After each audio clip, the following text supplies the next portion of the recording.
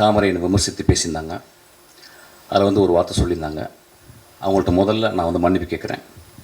ஆனால் ஒரு விஷயம் சொல்லியிருந்தாங்க, வெற்றி என்னை இப்படி பேச வைத்துச்சுன்னு. 18 வருஷம் போராடி கொண்டே இருக்கிறேன் என் தாமரை சகோதரி அவர்களே. ஒவ்வொரு நாளும் பௌத்தனுடைய 10 நிமிடம் உன் மரணத்தை பற்றி நீ தியானி அப்படின்றாங்க. என் மரணத்தை பற்றி தியானித்து கொண்டே இருக்கிறேன்.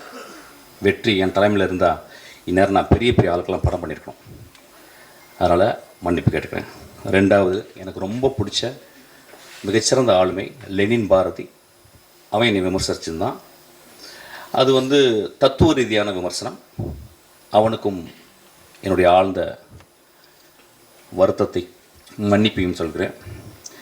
அதுக்கப்புறம் ஒரு ஆக்டர், அவர் பேர் வெட்டி, அவர் பேர் அருள்தாஸ். அவர் ரொம்ப எனக்கு பிடிக்கும். அவர் மூஞ்சியை பார்க்கும்போது ஒரு பழைய தமிழ் உள்ளே இருக்கும், ரொம்ப கருணை இருக்கும் ஒரு முகத்தில். அவர் கூட ரொம்ப நாள் ஒர்க் பண்ண நினச்சேன். அவர் ஒரு 3 நாள் வந்து ரொம்ப கஷ்டப்பட்டு பெரிய பிரபலமாகவே ஆகிட்டார், என்னை திட்டி ஆக்சுவலி. அவருக்கு என் மன்னிப்பை தெரிவித்துக் கொள்கிறேன். அதுக்கப்புறம் சசி அண்ணா என்னை கூப்பிட்டு வந்து நேற்று நைட் இரவு கூப்பிட்டாரு. உன்னை ஏன்டா நான் அடக்கலைன்னு சொன்னார். அந்த அன்புக்கு நன்றி. அவரை நான் மன்னிப்பு கேட்குறேன். லட்சுமி ராமகிருஷ்ணன் என்னோட ஒரு 3 நாளாக பேசிட்டே இருக்காங்க, நான் பேசவே இல்லை. எனக்கு என்ன பேசுவாங்கன்னு தெரியும், என் தாய் போல். அவங்களுக்கும் நான் மன்னிப்பு கேட்குறேன். அதுக்கப்புறம் எனக்கு மிகச்சிறந்த படத்தை கொடுத்து என் தந்தை போல் இயங்கி கொண்டிருக்கும் திரு தான் அவர்கள். அந்த படத்தை எடுத்துருக்கும்போது இந்த மாதிரி ஒரு கான்ட்ரவர்சி பண்ணும்போது ஒரு ப்ரொடியூசர் அவருக்கு பாதிக்கும். முதல்ல அவருக்கு நான் என்னுடைய வருத்தத்தையும் மன்னிப்பையும் நான் கேட்டுக்கிறேன்.